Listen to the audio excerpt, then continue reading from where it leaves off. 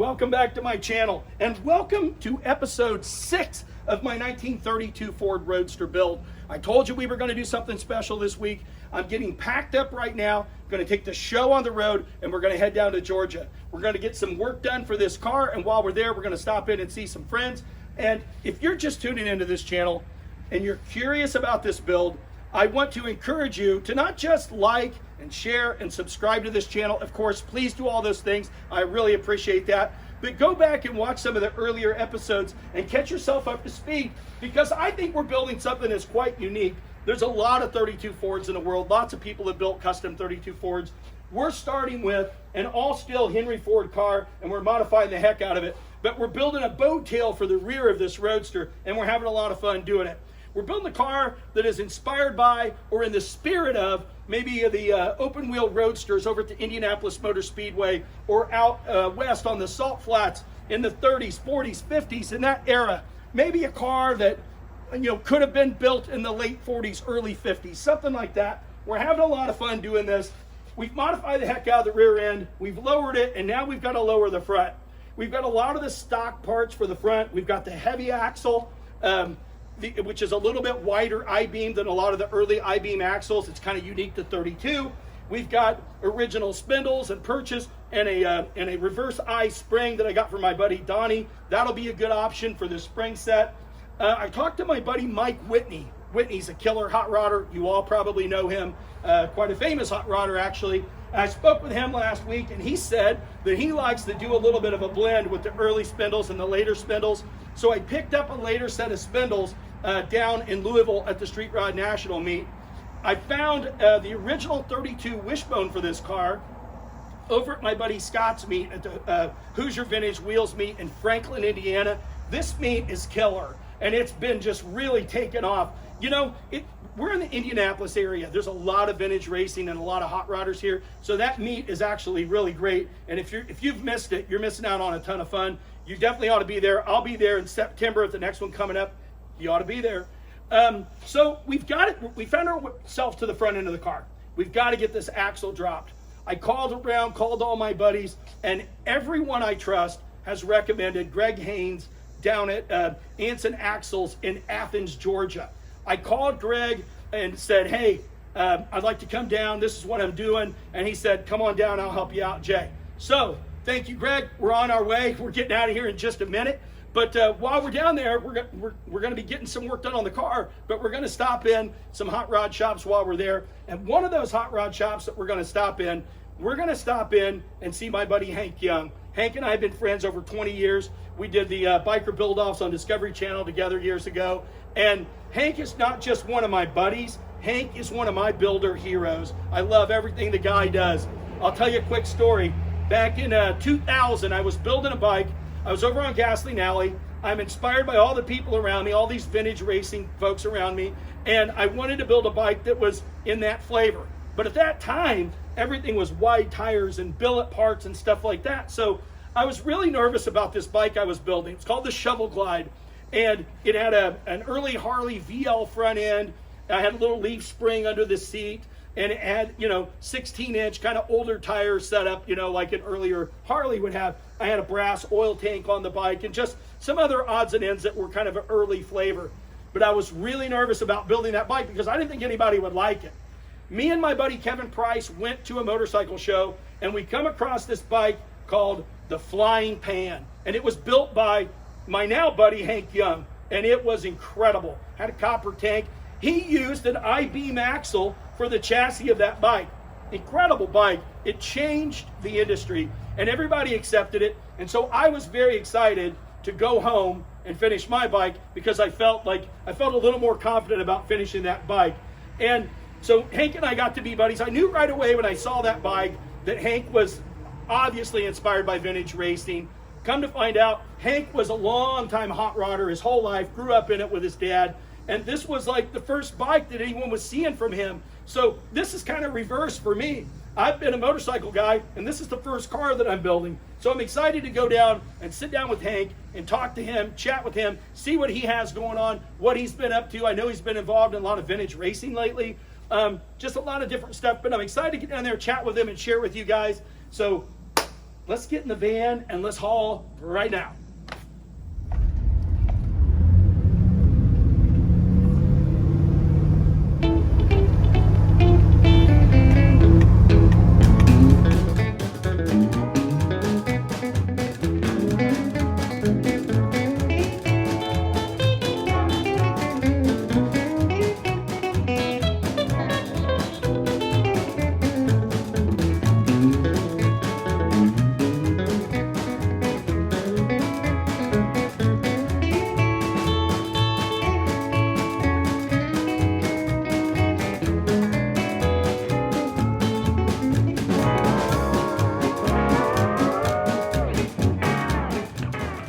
Now, I just happen to know a guy from Bonneville, Kentucky.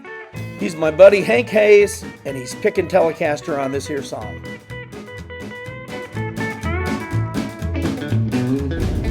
Sorry, folks, but I don't pass up a Buc-ee's, and I'm about to show you why.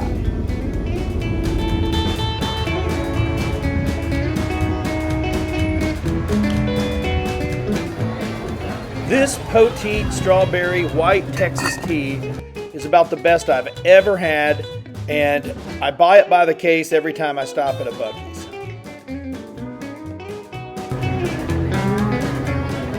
And this guy was waiting in an awful long line to get his picture taken with me. This Buc-ee's key lime pie cup is amazing. Look at all these people trying to get in there to get it. Well, we're making really good time. We've made it into Tennessee, the birthplace of country music and the atomic bomb.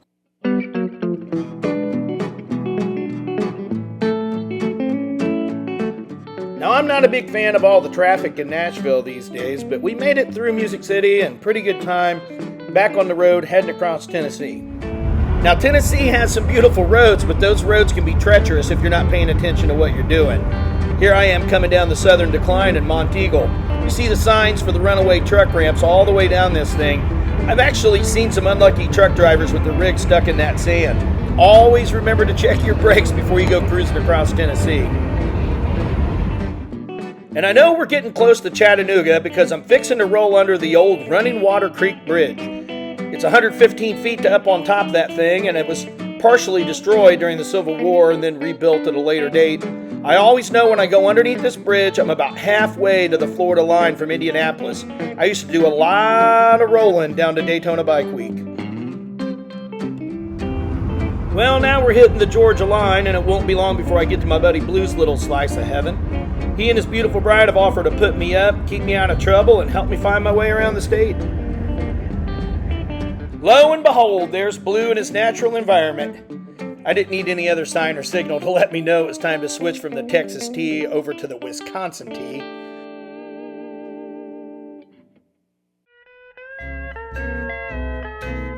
Now, there's nothing in the world like having great friends. I treasure my friendships.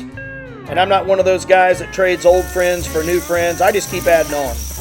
And there's also nothing in the world like Southern hospitality. And I'm lucky enough to have friends that operate at the highest level. It's good to be loved. And if you didn't know, people in Georgia take a lot of pride in their peach dishes. Rennett's peach cobbler's out of this world. It's dropping me into a food coma. I'll be well rested and ready to hit the road to Athens in the morning.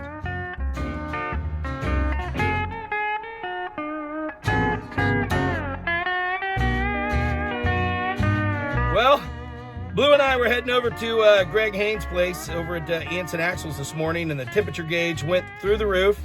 So I think we've lost the thermostat here in the church parking lot. The good news is it's starting to sprinkle a little bit.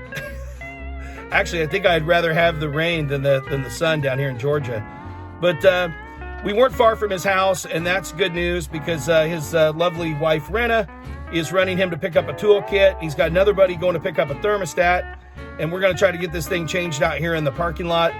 Try to salvage this day. I'll keep you updated. Had a little pit stop here in the Lord's parking lot. Thermostat took a crap. One bolt broke out. We're going to make it. Oh, yeah.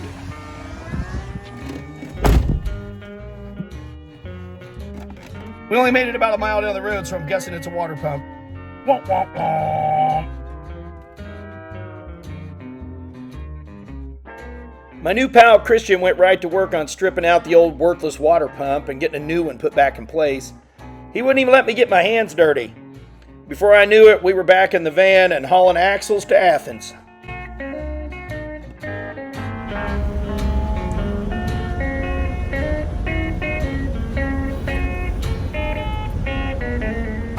We finally made it to Greg Haynes' place. We spent a little time looking around Anson Axles and discussing the job.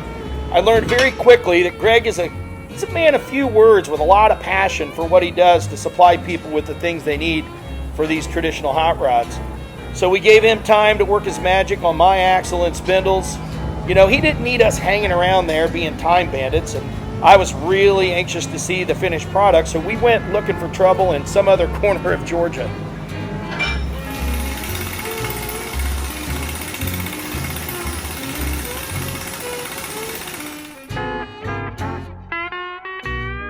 Blues pal Ben Price was just down the road a piece at MoCoCustom, so we utilized the time away from Anson to go visit Ben, and what a super cool guy he was. I mean, he had a killer 32.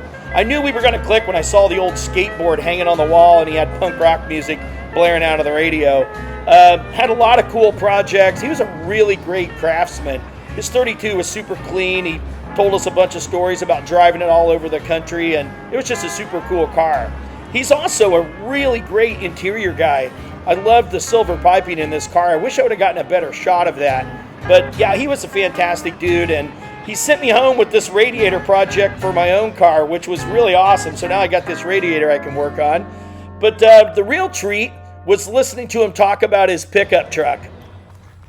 No, this is Blair Speed Shop's push truck that they built in '58 that originally had a 283 to an Offie adapter with Zephyr gear 39 or actually 3040 Mercury column shift transmission to a Zephyr banjo rear end. Used to be Hawaiian blue when they first built it, and it's still up under there. And the old Hawaiian blue metallic headliner is still up under the other headliner that's in it. Is that bumper original to it? No. I actually took the bumpers off that they put on it. They put 41 Ford bumpers, and those are the bumpers that are on my Mercury. Like the Matranga Merc. Not really building a copy, but that is the inspiration for my car, and it sure they used 41 bumpers, and I took 41s off of this, and I've just had them in the rafters for forever. So I love this truck.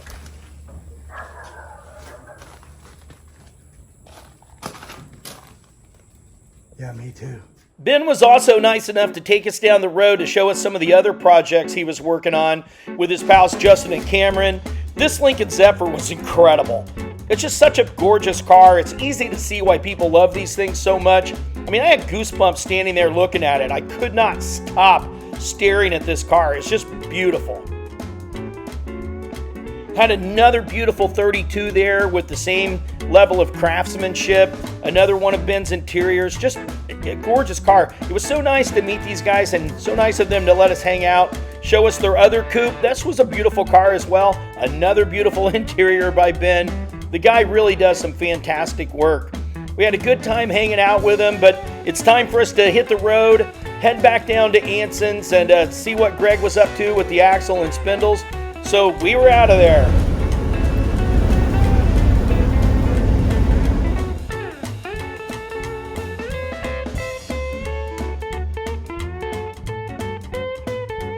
Well, I want to thank Greg for opening his doors to us, letting us in, showing us how he does things. It was really interesting. He did a fantastic job on this axle, just as I expected. He's dropped this about 4 inches. This is kind of his standard drop, I believe. He stretched out our spindles and repositioned those so we can run our steering up across the wishbone. And, you know, I took his advice on that one, by the way. But, you know, you're probably thinking the same thing I'd be thinking right now. Hey, Jay, where's all the fantastic footage, all the action footage of him bending up the axle and doing the work on the spindles? Well, Greg is in a similar situation that I am in my shop. We've both spent a lot of time, decades, developing a process that works very well for us. And we're just not willing to share that with every single person in the world. I share with a lot of my buddies and good people. If you're having trouble trying to match the age on parts for your antique motorcycle, find me at a meet and come up and talk to me. I'll do everything I can to try to help you with that. But I don't blame Greg at all, and you shouldn't blame him. This is how we make our bread and butter. This is how we feed our families, and we're just not willing to share it with the rest of the world. I'll say this, there's a lot of ways to drop an axle. I've seen a lot of different rigs and a lot of different setups.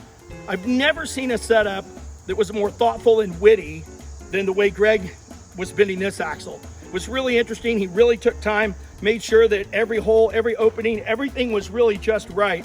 He put it all together. He's got the wishbones there, and he really set it up right, chased the threads, really sent me home with something really awesome, and I really thank him for that, and I hope you guys will understand that.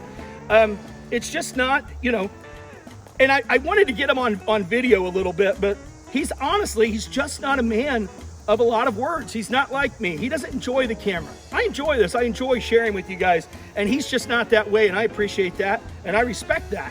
So I hope that you'll be sending your axles to Greg, because he's incredible. He really does a fantastic job. He did such a fantastic job on the spindles. Like I said, a very witty process. This guy really knows what he's doing, and we really had a good time there. I don't think I have time now to shoot over to across Georgia to Hank Young's shop. I'm probably going to hit over there in the morning. We're going to head back to Blues right now. I think there's probably a piece of that peach cobbler still waiting on me over there, so I'm going to head back there. But I really want to thank Blues buddy Christian. Christian, we couldn't have done this without you. I'd be stranded somewhere and just cussing and screaming and throwing wrenches. Thank you so much for getting that water pump in and getting us back on the road. You probably didn't have time to do that. I appreciate you taking that time. It's just part of that great Southern hospitality. And but tomorrow, we're going to go hit Hank Young's shop, and I'm super stoked about it. Like I said, he's not just my buddy, he's one of my builder heroes, and I'm stoked to go see him.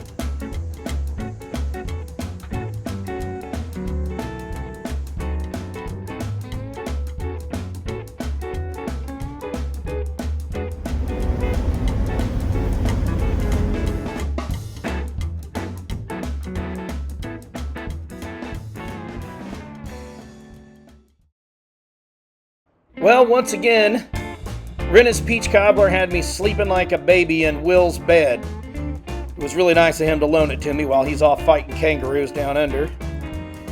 Blue and I sure are excited to get over to Hank's place. Haven't seen that boy for a while.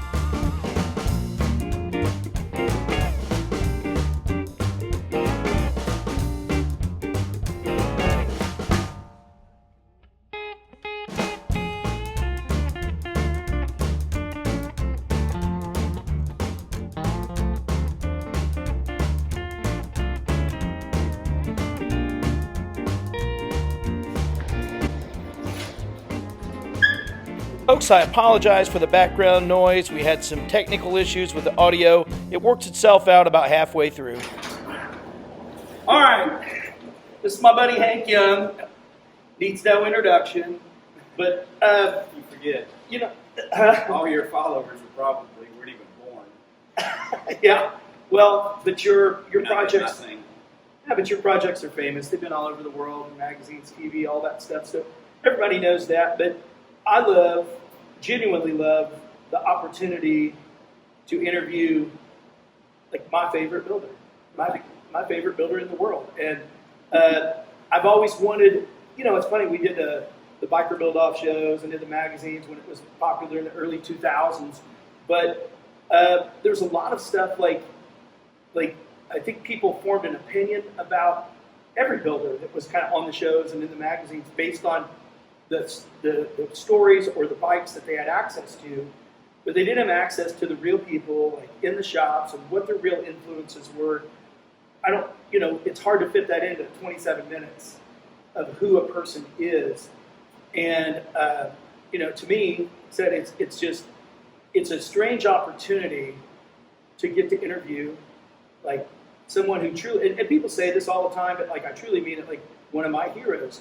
And there's a reason why, that is like, and I want to like weird you out, but I still get like starstruck when I get around you because before I ever met you, I knew about your projects and was like crazy about them. And so if some of you don't know, like Hank was on the earlier seasons of Biker Build-Off. I was like a later, like Hank said when he came up to help me on my show, he's like, oh, they'll give anybody one of these now. But Hank was one of the like early out of real builders. Yeah. Which is true. No. But I had a really good time when Hank came up.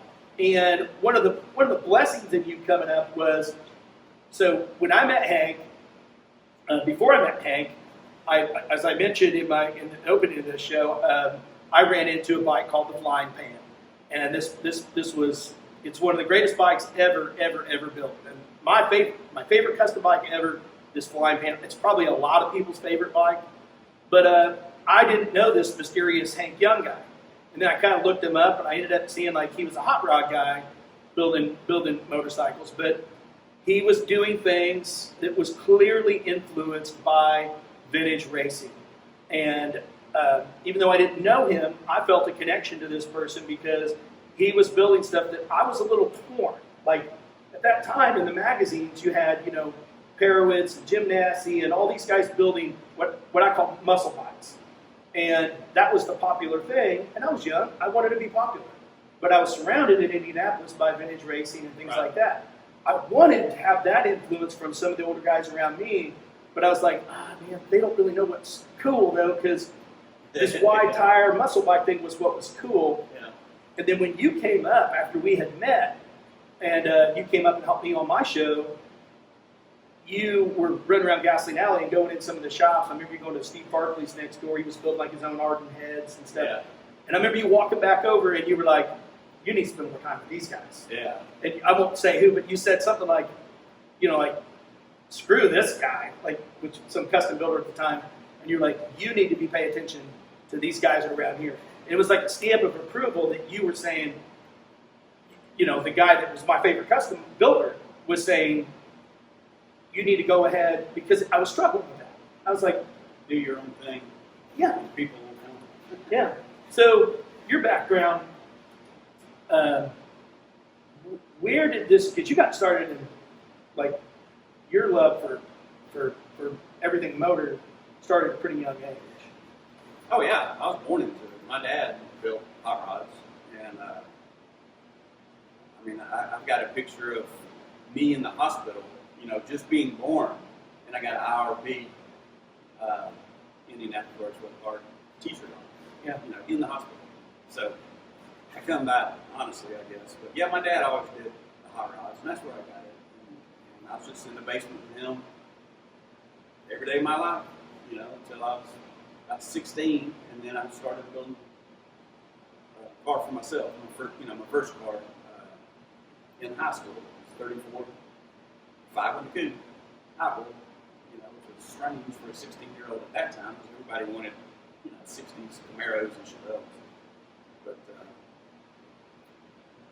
so I just got it from him.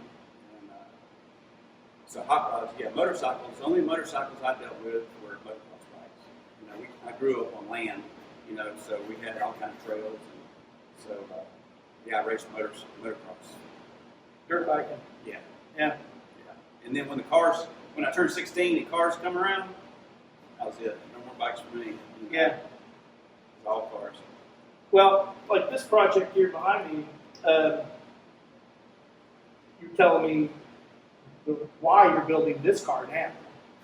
Well, yeah. I guess the way I justify it is I built, like I said, I had that 34, and much like your story, all my buddies that worked at the auto parts store, all cool guys, older guys, they had 69 Camaros. It was Pro Street, the Pro Street era was around, and everybody had the 69 Camaros and stuff, so I wanted to be one of the cool guys. So I started a 69 Camaro, and it got out of hand. It had a 392 Hemi in it, out of an alcohol funny car. It still ran on alcohol, and I blown injected the whole deal. And I think I was 19, 20. And my dad said, "You ought to put this effort into an older 34 Ford, because this Camaro ain't gonna be worth nothing when you're done. And the 34, it will always be worth something." But I didn't pay attention to it. So yeah, that's why I'm building this now. This is the car I should have built when I was 19. Yeah. Instead of the Camaro. This one, it's kind of a Pro Street, 90s era, the gold Rosso valve covers and steel braided lines, and all the stuff that was cool back then. Yeah, and there's a lot of you've got all sorts of aluminum panels that you fabricated for it, lots of louvers and stuff. Yeah, it's all aluminum interior, fabricated aluminum interior, and the body's over there behind everybody. Yeah, we'll show some of those clips in here. Yeah. But that's part of the reason that I loved what you were building, because you built in a very, very traditional way. You were building stuff nobody was building. When you built that motorcycle, but it wasn't just a motorcycle, even your cars. Like, nobody was building the way you were building. It was almost like, it's definitely your own style. Like, I could see a Hank Young biker car and be like, Hank Young built that. Now, today it's a little harder because everybody's ripped you off. Like, honestly, I ripped you off. It wasn't that I wanted to, fool anybody to believe it was my idea. It was really more of... That's what you like. Yeah, you put the I-beam axle in your bike. Well, I later did that. It wasn't. Everybody knew the bike that you were doing. It was more. It was more like a hack to you more than anything else. But everybody has fell in love with your style, and your style is a very honest, traditional style. But it's things that guys could have done in the 40s or 50s. But they didn't. Yeah. It is your own. It's your own flavor. The reason I started, even got into motorcycles, is because I grew up around cars. I did the cars for a living. Everything, revolved around the cars, and I just kind of got burned out, and I wanted another hobby. And a friend of mine inherited a 1940 Indian Chief. You ever seen that bike? The Indian that I built? I don't think so. But that was the first bike I ever built. So before the pan? Oh yeah. 1940 Indian Chief. I'll have to come up with some pictures for you. Because you could bring, I'd like to find it, because you could bring it back right now and it'd be just as good. There's no way to see it, obviously. Yeah. And, but anyway, it was a bobber, flat track racer style, 40 Indian Chief, 93 cubic inches. That's before they made the 90-inch flywheels and made all this stuff to make it easy. I had to do it hard way, and I had to call and have stuff. I'm going to bring this camera in a little bit closer. I want to make sure people can hear some of this, because this is just too good. Sorry, folks, I don't have a mic system here. Clip-on mics. Yeah, we don't have any of those big fuzzy mics hanging over us. Yeah, oh well. But anyway, So anyway, yeah, it had a 93 cubic inch motor. You know, I just went overboard on it. But anyway, it was really, really cool. And I took it to Daytona in 92. I think in 92. I took it to Daytona, took it to the Rat's Hole show, rolled it up there, and some guy from Texas came up, looked at it, asked me if I'd sell it. I said, yeah, I'd sell it. He bought it up there. First day of it. In 92. In 92. And so that bike was gone. So I built another little Harley that's nothing really special. But anyway, get back to the flying pan. I wanted to, you know, that's when, like most everybody, right after Jesse James showed the first one. Yeah. You know, ever coming out on the air, I watched it and I went, damn, that's cool. Somebody else is doing this kind of stuff. Hand building parts. Yeah, hand building stuff. That's how I felt. I was the same way. Yeah, so it kind of lit a fire under me. And I went, damn, I'm going to build another motorcycle. So I did. And, you know, back then, I didn't have any money. Of course, I don't have any money now, but I really didn't have any money then. But I had shelves full of car parts, you know, hot rod stuff. And, you know, and of course, that's what I'm into, the old racing type stuff. So I said, I'll build a, and I wanted to be one of the cool kids too. Yeah. You know, be accepted, I guess, is, you know, because here I am, a hot rod guy, not in the biker world, but I wanted to be accepted, you know, with all the big names. Well, you put all this work into a project, and you don't want to do it. I've got friends in the music business who are like, oh, I don't care if anybody likes my music or not. Like, well, then sit home into your bed and play guitar. Right. Like, why are you going out to the club? Why are you bummed out when nobody shows? You do care. Yeah. And when you put that much time and effort and passion into something, you do want people to enjoy it. Yeah. You know, so I wanted to build a board track racer style. I knew I liked that. I wanted to include a lot of my car parts because they were free, basically free. And but I wanted to be accepted, so I needed the 3-inch belt drive. I needed the 240 tire. Yeah. You know, I needed all the stuff that was popular at the time. Yeah. So I just mashed all 3 of those up and came up with a flying pan. And I wanted to use alternative metals. You know, the copper gas tank. Ain't nobody done that before. Yep. That I know of. They have since. What year did you start that flying pan? 99. Yep. Yeah. I was building a brass wood. Oh yeah. About that time. Yeah. This is why it was like such a big deal for me to see that bike. I did a little bit of the same thing. Yeah. I had what I had. I had a soft tail frame. Somebody had literally given me. It was like California Motorcycle Company that had been out of business. It was built like replica, like heritages. Yeah. And somebody gave me this frame, and I was like, I got to use that. Another guy gave me a shovel head bottom end, and like it was the same situation with this bike I made, the shovel glide bike. Yeah. And it was kind of in an earlier style too. Yeah. You know, it's kind of weird how, in even different parts of the world, like you had the brass tank going on, I had the copper tank board track with everything going on, and at the same time, I saw online or right after, shortly thereafter, that Kruger, Fred. Oh Kruger, yeah. Remember him? Yeah. That blue bike. Yep. I said, great man, bike. Yeah. Well, that's something I would have built. He had like a hill climb front end or something like that. Yeah. Well, that's something I would have built. You know, and he's completely on the other side of the world. Yeah. But it's really cool. Yeah, it was very cool. So anyway, I mashed all that up and kind of showed up at Daytona with it, and that's when everybody, like you said, had the muscle bike type stuff, and I show up with this conglomeration, and it just kind of blew everybody's mind, and it took off. Yeah, it blew my mind. I was automatically in the bike business. Yeah, I walked up on it because I knew the Japanese guys were building old stuff. Yeah, Zero. And we knew that the guys were really into knuckleheads and old stuff there. And so when I came up and I saw the bike, and but somebody had said, and I don't think I saw your name before. Somebody said you need to go see this bike. I think we went looking for it, and said it's built by this young guy. His name's Young, and I was like, it's a Japanese guy, just because, that's how I heard the name. And I mean, not to be racist or anything, but yeah, that sounded like a Japanese name to me. And I'm like, oh, these guys build really cool stuff. It's probably one of those bikes. I wanted to go see one in person because I had never seen one in person. So we went kind of looking for it, me and my buddy Kevin, and we came up on it, and I was just like, holy crap. I was like, that's really, really cool. It made me feel good because your bike was done.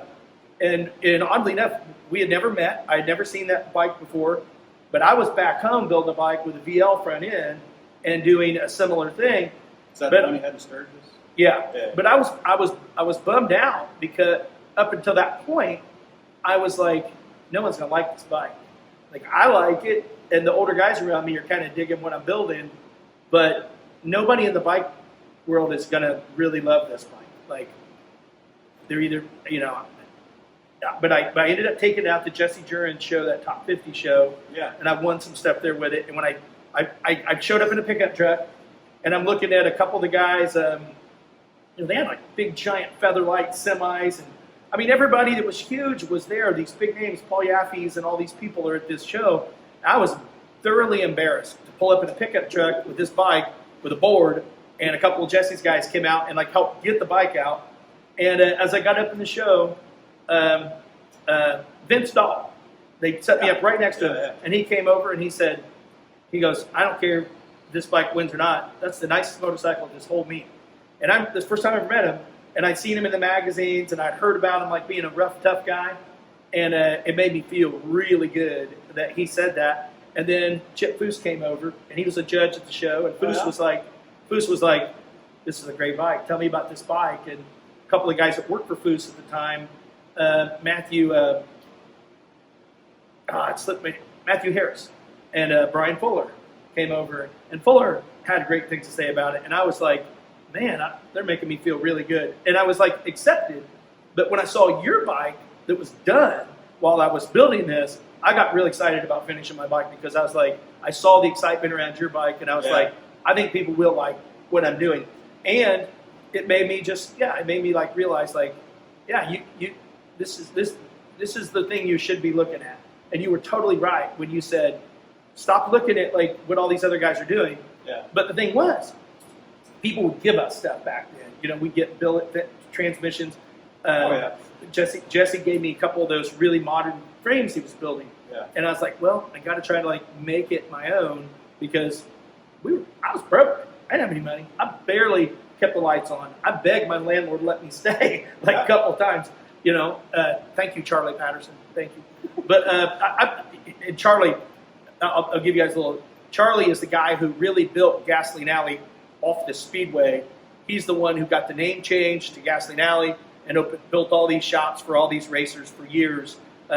Charlie was very responsible for that. So, but he had all these shops, and that was where my shop was on Gasoline Alley. And I begged people to let me stay. But it was a tough time. So people were going to give you a $10,000 modern chassis. You're using it. I used it. So I didn't always get to build just like whatever I wanted. I had some parameters because I needed that. But it turned out to be really great for me. Jesse Jurin's was really good to me. They were so popular with the Air Ride Legendary at the time. Yeah. And trying to make that into something that was a vintage flavor, it was cool because it taught me how to work with customers because customers don't want just what you want. Right. Some do. Yeah. Some, I love those guys. Well, a lot of, that's good and bad, all the stuff that you used to get for free because I think that's kind of what put me on the map, but is when you're struggling, when you have to build something out of nothing and use your imagination, and that's what makes you different. Because as I went along in the years, of course I was building for customers and suiting their taste, but from the flying pan, it was kind of all downhill after that. I think.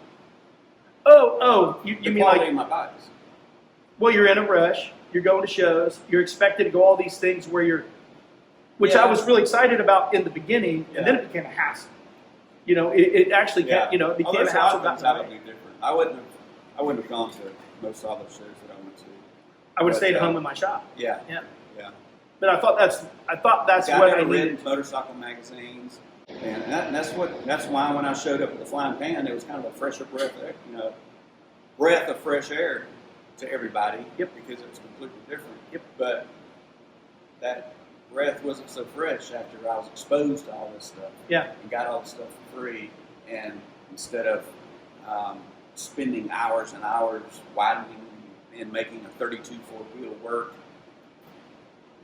I had this free 60 spoke, you know, so I used it and I just put a fake Buick drum on it, Yeah. you know, instead of the real deal like I Yeah. had on the Flying Pan. So, And you were expected to turn out bikes like very quickly for, you know, you had 2 different dealer shows, Daytona, Laughlin, Laconia, you know, and everybody Sturgis. wanted to see a brand new, They wanted bike a new every- project at every one. every And one. we wanted it because once your bike's in the magazine, like, and the magazines, they didn't really like putting it in multiple magazines. I got in big trouble over it. I got in trouble too. Well, yeah. We'll make sure I got it. Tape's running real quick. Yeah, we're doing good. Yeah, Yeah. I got reprimanded too by Dave Nichols, Yeah, you know, Easy Rider magazine, and I don't care name names. yeah. Michael Faribault at Biker Magazine, with also Pisano. Because all these, you know, because it takes so long for Easy Rider for the bike to come out in their Yeah. magazine. Yeah. But all these other magazines, you know, churn it out pretty fast. Yep. So when I was at Daytona, I don't care who it was, I would let them do a feature on my bike. Yeah. You know, I mean, because, it was in every magazine you can imagine. It was in Cycle World. Cycle World don't put custom motorcycles in their magazine, but it was centerfold in Cycle World. Yeah. And all the foreign magazines. And Dave Nichols got pissed because it coming out all these magazines before it came out in his, and I told him, I said, hey, It's your fault. this is what I do for a living now. Yeah. I rely on my bike being in these magazines for advertisement. I can't wait 6 months for it to come out in your magazine. Yeah. So no, but it still did. I had the same experience. Mine was with Michael Faribault, and he lived near me, and he ran a show and ran the local A-Bait and stuff, but he worked for Pisano, and my bike was going to be in Biker Magazine, and they were like, hey, can we? And they had already featured a bike of mine before, and they wanted to do the Shovel Glide bike, and same thing. Ironworks wanted to shoot it, but I actually let them know. I said, hey, when will this bike be out? Just give me a date, because this other magazine, and he was like, oh, you can't have it in multiple magazines. And I said, well, I talked to their editor, or at the time, and I said, hey, do you care if it's in other Ironworks didn't care. They're like, we don't care. We'll wait till they put it out. Just give us the date so we know. We'll wait. So Pisano gave me a date and said, it'll be out in this issue. I told Ironworks, okay, this is when it's going to be out, so you can run it in that issue. Well, the Easy Riders people didn't do it. It came out right when it was supposed to for Ironworks and hit the shelves. Oh, I got calls. They were so mad, and I did the same explaining. And you'll never work in this town again, kind of thing. Yeah. And the funny thing about that was, the thing that cracked me up about it was, after they told me, you'll never work in this town again. Easy Riders will never do anything with you ever again. And they actually did make a few phone calls to try to ruin my life a little bit on a couple things. They had asked me to do this build-off that was happening in Sturgis. Like, it was a live build-off for Sturgis, and I was building a bike for that. Some of the guys called some of my sponsors that had given me stuff of that and said, you need to take your stuff back because he's not doing that build-off. He's out. And you're going to ruin my life. And honestly, it really didn't scare me at all. I didn't care because the momentum behind me at the time was pretty good. Yeah. And I was out at Sturgis, and I ended up getting a call from Hugh King. He was like, hey, you want to be on one of my Discovery Channel shows? I was like, yes. And it was so great because it was just a couple days after Easy Riders told me, you'll never work in this town again. Yeah. So it worked out pretty good for me. But my Hugh King story was, first of all, the Biker Build-Off, they only did, I think, 2, it wasn't even a season yet. It was 2, what do they call them, when they to see if it's going to fly or not? Oh, pilots. Pilots, yeah. They did 2 pilots. One with Billy and Roger Bourget. Yep. And the other one, I guess, was Billy and Larry. Larry. Yeah, Billy and Larry. Yeah. The very first one was Billy and Bourget pilot for Biker Build-Off, and they showed up at Smokeout in Salisbury, and I just happened. I don't know why. I just happened to be there. I had 2 or 3 bikes. I don't even know why I was there. But anyway, I had my trailer there. Anyway, I had the flying pan there only as a roller. It was just a roller. It wouldn't even finish. Really? Yeah. It was just a roller. And so they come, filming and they come riding in and everything. And Billy stops right there at my trailer, shuts his bike off, gets off, comes over there and starts looking at it. This and the TV is rolling. Yeah.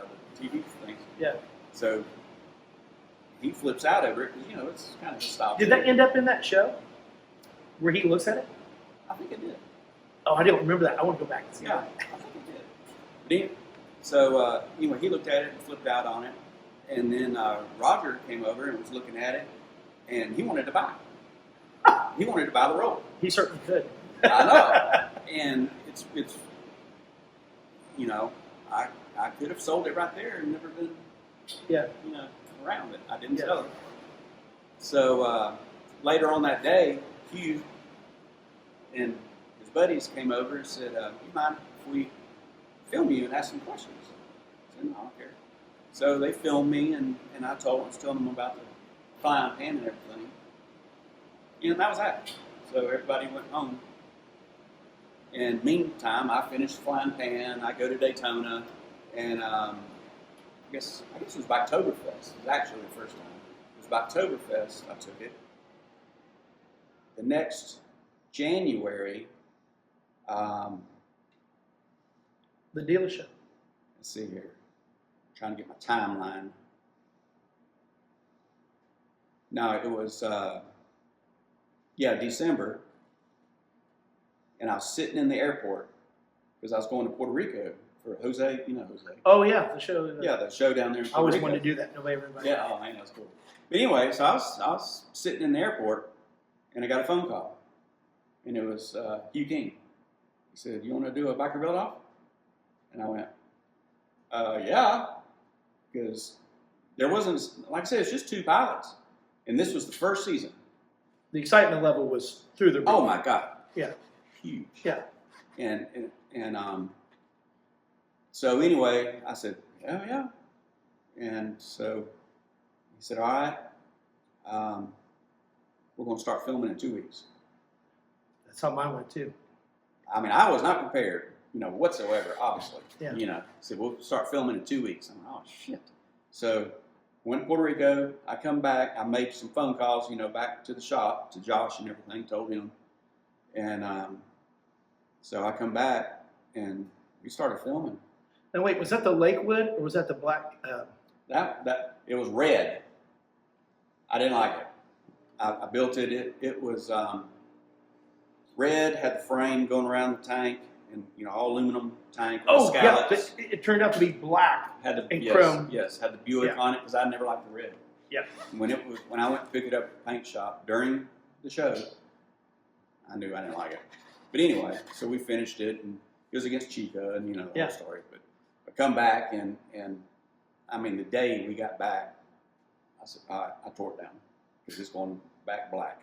We weren't supposed to do that because we were supposed to have all the bikes in the Biker Build-Off series in Laughlin, Nevada, So. And you took it back out there black, yeah. So I took it back out there black. Yeah. Yeah, which looked much better. Well, yeah, those were great times, man. I remember I had my bike at Sturgis, and one of the guys that did camera work for Original Productions back then, Randy Biddle, Randy had seen, he saw my bike and was there, and I won something, and he was standing there, and Matt Hotch, he and Matt Hotch were buddies, and Hotch said, I never even heard of Matt Hotch before the Biker Build-Off. Yeah.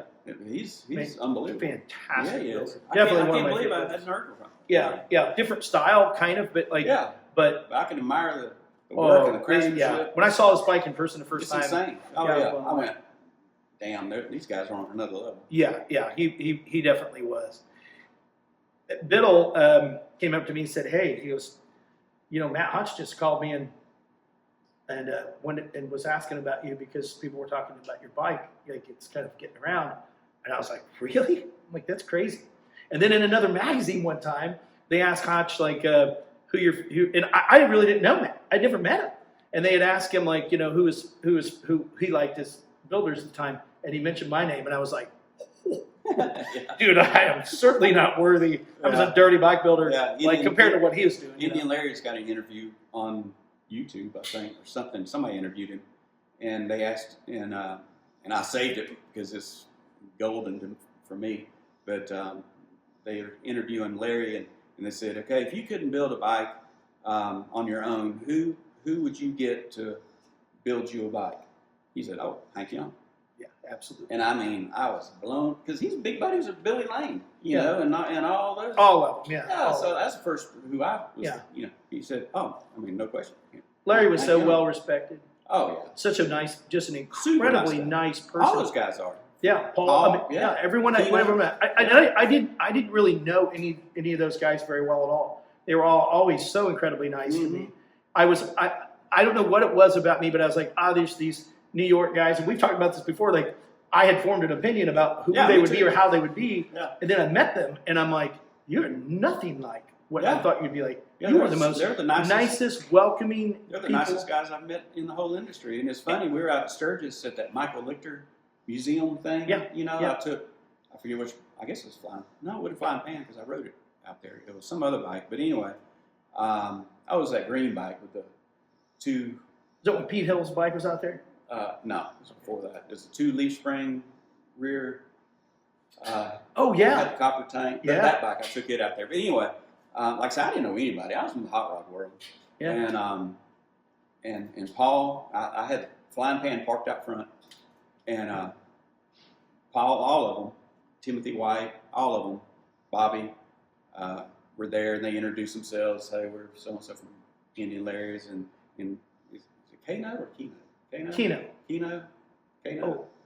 I can't remember which way it's pronounced. I think it's Kano. Yeah, Kano. Yeah.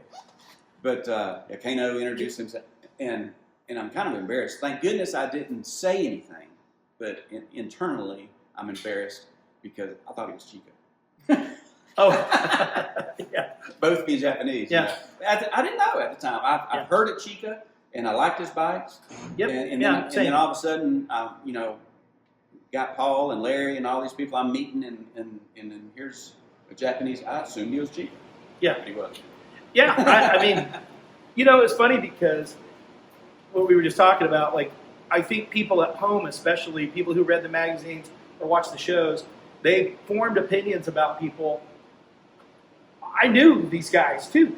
I formed opinions about people about how they would be or who they would be, and they were nothing. I mean, you were Japanese before I met you to me, but I had formed opinions about these people, and they really weren't like the way that was. I know that on my show, I struggled because I didn't know what, you wanted to have. You were concerned about your reputation and who you wanted to be to the world, and it's the first time like you're gonna be blasted all over the world, and people are gonna be looking at you on the Discovery Channel, a huge network that's global. It's unbelievable. And so when you're thinking, I had a guy come by the shop that I respected a lot, Jackie Howerton and Jerry Weeks, Jerry Baker. Legends. And they came by, and I remember them, Jack, saying something like, and several guys had said this, Johnny Caples, different people had said the same thing, and they're like, you're representing Gasoline Alley. Danny Drynan, another great sprint car driver, race car driver, he said the same thing. He goes, you're representing Gasoline Alley. You might be some chump here on the alley, but this is a name and a reputation we've built. Don't make a fool out of yourself.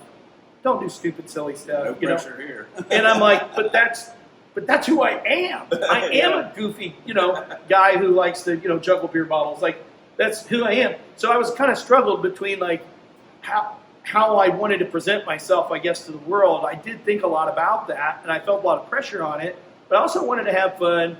And the thing that sucked about it was the producers of the show, nothing against them, they were trying to make great television. They would edit and literally write a story that was supposed to be reality TV.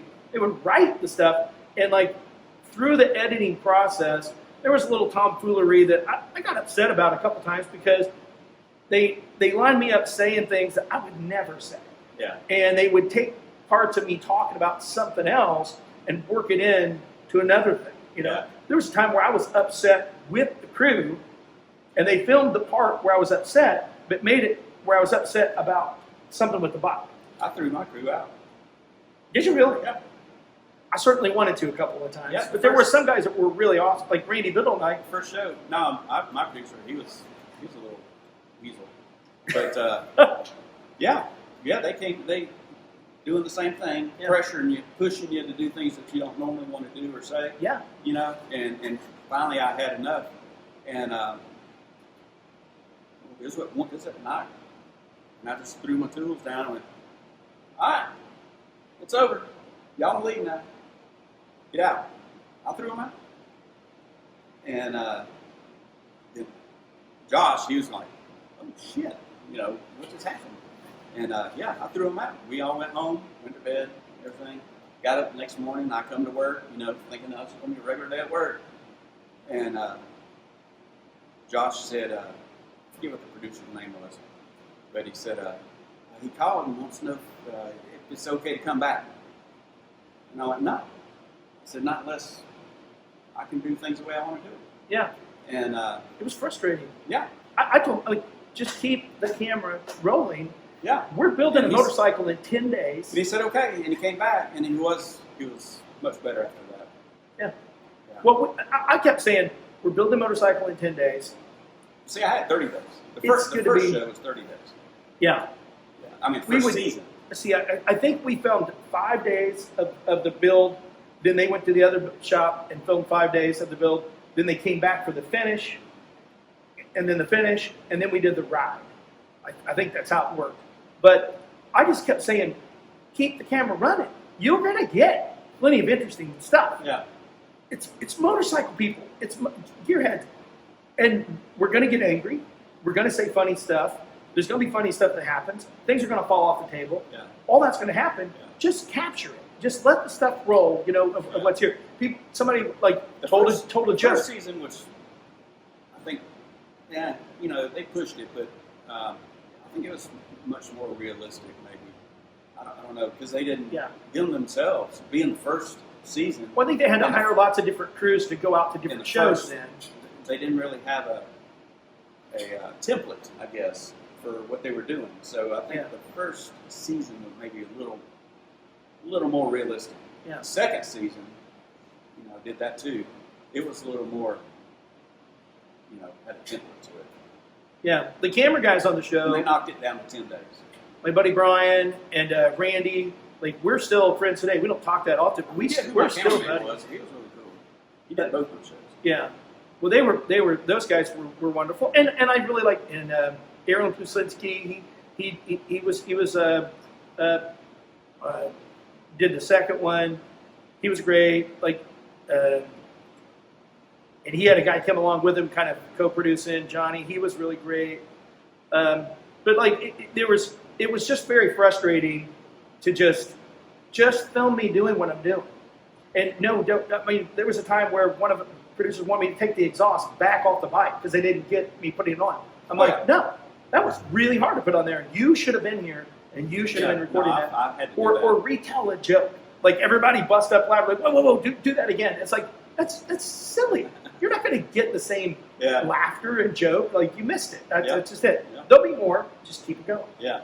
But there were some frustrating parts of it. And like, I remember watching it. We had this like premiere at a bar. Yeah. I think all of us did sort of the same Yeah, thing. Like, yeah. we have a premiere at the bar, and it's the first time we're seeing it.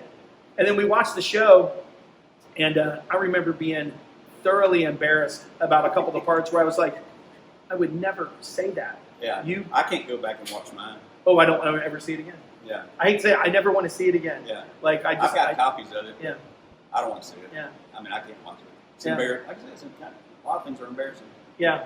Yeah, there were some very embarrassing things there. And it's because of the editing. It wasn't so much of what I did or said. It was how it was manipulated in editing. Yeah. And I don't think they had no ill intention. They thought they were making the best TV possible. Yeah. And they made good TV. Clearly, it was a very successful show. Yeah. But I think it would have been better had they just made it more authentic. Yeah. It would be nice if they had gearhead people actually in charge of the show. Yeah. People, exactly. People behind the camera. Yeah. That had no idea what they were looking at. Yeah. Because a lot of things it blew my mind. A lot of things I were doing are, building for the bike on the lathe, really cool trick stuff. I thought they'd bring the camera off of me and go film LA putting oil in the oil tank. Yeah, they didn't know. They didn't know. The stupidest things. And that's something I'm trying to be conscious of in the stuff that I'm posting is I want to show people, stuff that I think they're interested in, So I appreciate all the comments about what you want to see, because I kind of want to deliver what you want to see, not just give you what I think you want to see. So the comments matter a lot. It's good direction. But because there's stuff that I'll build and there's little tricks or processes or whatever. The other day I was using, I don't even know if I put it in editing or not, but I was using a socket as a gasket punch, or whatever. We all do. Yeah. And there's stuff like that. I know it, you know it, other people know that, but maybe the people at home don't know that, and that's a cool little thing to know. Yeah. Maybe you don't have a gasket punch set, but everybody has a socket. From our bad habits and mistakes. Yeah. Yeah. Don't use your good sockets. Yeah. But so today. Well, now you got Harbor Freight, so you can go get a gasket punch set for cheap. So now I've ended up in a similar position that Hank was in when Hank built a bike. Motorcycles have been my life. I can't believe that we've been buddies over 20 years. Over 20 years. It went fast. But so for the last 20 years, my life has really been antique motorcycles. And I've done the same kind of antique motorcycles. And even though they're all different, and I specialize in what those differences are from 36 to 48 Harley, it does feel, and I'm not complaining. I'd rather do this than dig ditches. I dig plenty of ditches around my property, I assure you that. But I love my job, but it does feel like assembly line work once in a while because I work on the same kind of fender, the same kind of tank, do the same sort of thing. And so when now you're doing original, there's only one way of doing it. Back the way it was. And so, now that our friend Roy had passed, and I had Roy's car for a while, I've told you guys about that. And in the experience of owning that car, I got the bug to build a car. So now I'm building this hot rod, and it's like a whole. I just feel like this rejuvenation. I'm so excited about it, and it's probably the same sort of spirit when you built that motorcycle. And you're this is a new thing. I've built hot rod after hot rod after hot rod. Yeah, the learning process was the most fun.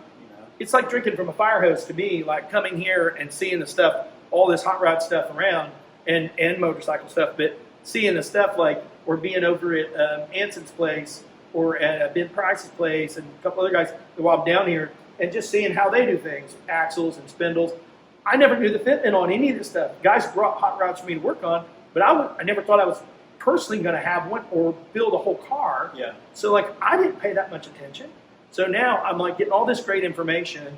I'm surrounded by the best hot rodders in the world, And so I've got this. I feel very lucky to have on speed dial some of the best builders anywhere. I'm gonna see my buddy Josh Shaw this weekend. Great hot rodder. You're in the heart of it. I'm jealous. Yeah. Yeah. Because in the Indy area, there's so many talented people, and when I got into that's kind of why I got into the motorcycle hot rods were kind of stale, motorcycles were kind of stale, so I wanted to do something. So I said, well, let me go sprint car racing.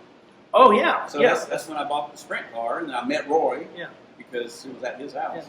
And if you're a custom builder, bike builder guy, or you love the Biker Build Off and Hank because of that, there's a whole other world of Hank since then in vintage racing, building the cars, racing the cars. There's a whole other world. But it was a breath of fresh air for me because I I had to learn a whole new skill set, you know, and going up to Indy and meeting all kind of people, you know. Roy, yeah. Roy and everybody up there. Yeah. And so yeah. It's really neat, the connection. I think that I think there's just I feel very lucky to have ever had that similarity, that similar love for this style that you were building. It was very inspiring. Like meeting you, it's funny, like coming up to Indy, I mean, I'll never forget the time when you like came up there and you're like, yeah, I could tell like you were uncontrollably excited about being on Gasoline Alley, and you were like, dude, listen, you were kind of holy ground. Yeah, you were like, you little dumbass, listen to me. Yeah, you need to pay attention to this. I could only be so lucky to be here, you know, it's holy ground, and all these people and the equipment, and I mean, I'm needing 2 fittings for this. I'm going to have to wait 3 days to get them. You can just go down the street. Go down to Earl's and see and pick them up. It made me feel very lucky. It truly was. I knew at that moment, you know, Gasoline Alley's changed a lot now. There's all kinds of weird stuff over there. Yeah, there's still some. I went back, you know, hoping to get that same feeling, and it's not. Yeah, it's changed quite a bit. There's some very interesting. There's still some very interesting race shops, some big high performance shops. You know, some modern high performance shops that are there now. But it is different. But I knew at that time, I did know that there was something very special happening there, that I was getting the tail end of something very, very special. I knew it. I didn't know how to put my finger on it, you know, but as time passed and I look back and seeing the relationships I built there and the people who took the time to like help me. I mean, I still scratch my head. I'm like, I don't know why these guys ever took time to like help me out. Well, they were the older guys, and much like me now, but they were older guys, and the younger generation wasn't into what they were doing, you know. And then you come along, express some interest, and you know, I would love to have a young guy to express some interest and come around here. And I could, you know, teach them whatever bad habits I know. That's what we're missing right now. Yeah. Going to the Street Rod Nationals up in Louisville, and looking around, like there were very few kids there. Yeah. You go to our antique motorcycle meets. There's very few young people there. Who's going to continue on doing these things? Like where's their interest? Because my son has zero interest in it whatsoever. And I would love to have be a mentor or something to a younger kid coming up with the same interest, and he could end up with all this stuff. So if you've got young people in your life who are interested in your hot rods and old motorcycles, old guitars, old whatever, it's very important to keep our American heritage moving forward and to remember where we come from, because it may be all like plastic and electric from here forward, but we have a history, and that history is really, really important to maintaining who we are as a country, as a people. And if we don't have a younger generation to be excited about it, you know, I mean, how lost is it going to be? You know, like I'm still very excited about it. I've never been to the Gilmore Museum. I'm going to the Gilmore Museum this week. This weekend I'm going to head up there, and there's a lot of very, very special cars that are very special to our history. I'm stoked to go up there for the first time and see it. I've always wanted to go. I'm going to get an opportunity this weekend to go up there. But Hank, I ain't going to take any more of your time, but I just want to honestly tell you, like, it's such a treat to like interview somebody that I think so highly of, and all your projects. I mean, I know maybe good review. No. There's incredible builders. You know, I mentioned Chip Foose earlier. I watched an interview with Foose on the way down here. You know, listening to it. You know, as I'm driving, and you know, Chip Foose is an incredible human being. There's a lot of different builders. Like, it's not my style, but I recognize the incredible talent in some of these people. We mentioned Matt Hodge, Brian Fuller. Like, there's guys that, I mean, Fuller is talent off the charts. Yeah, I didn't realize how much talent there was out there. That's, you know, one thing about the internet. You know, I thought I was the shit before the internet. You know, I thought I was. Well, you got all these kids. I'll tell you the truth. But after the internet come out, and I saw all these other people around the country and world, what they can do and what they're doing, I went, damn, I'm not as good as I thought I was. Yeah, well, I think over the last 20 years especially, you and I did not have. We couldn't pop on YouTube and be like, hey, what's an English wheel? How's that work? Yeah, no. When I first saw Jesse James on TV and he was using power hammer and English wheel, I thought I was the only person in the world my age that knew what that even was. Yeah. So when I saw it, that was the most interesting thing to me. It wasn't his style of bike. Yeah. It wasn't his style of bike as much as it was. I'm like, nobody. That's weird that he even knows what those are. That I know about it because I'm in Indianapolis. How does this guy know? Yeah. Turns out we had all these mutual friends. Howard knew Jesse, I think through Boyd Shop or something like that. But it was a smaller world. But these kids today are incredibly talented. I can't remember the guy's real name, but he goes by like Pineapple J. I haven't seen anything from him for a while. But like Union Speeds. Yeah. Style. He was one of the first guys that I saw online. I like saw some stuff. I'm like, wow, this is really talented stuff. I'm like, who's this guy? And it's like this young dude. I never met him. I think I met him briefly still now. Like, I don't know. But like, there's tons of him now. And you know what? They have, you want to buy an English wheel? You just get online and you buy one. Well, I didn't get online and buy one. I had to send a letter to a guy that I met through another like airport guy, airplane guy, and mail the letter with a money order to, I think, Washington State or something, to wait 6 weeks on my benchtop English wheel to come. I didn't have, we didn't have that. Right now, YouTube University, you can be like, oh, how do you punch, flares, or how do you make louver, how do you make a louver press?